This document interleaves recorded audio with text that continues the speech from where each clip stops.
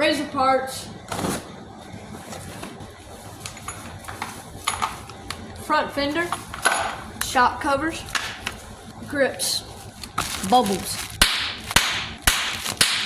First, we're unboxing the shock covers. Boom. Screws, fender. Oh yeah.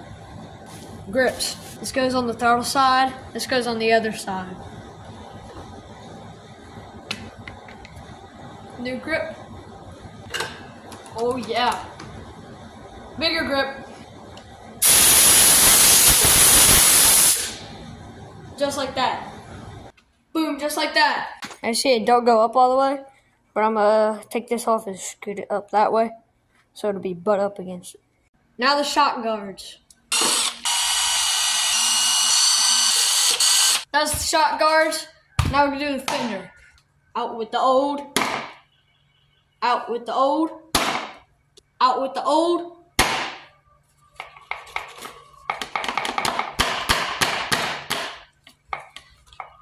How are you supposed to get this thing off? Out with the old. In with the new. There we go, guys. Now we're just waiting on the body, and it'll be done. Also, prove him wrong.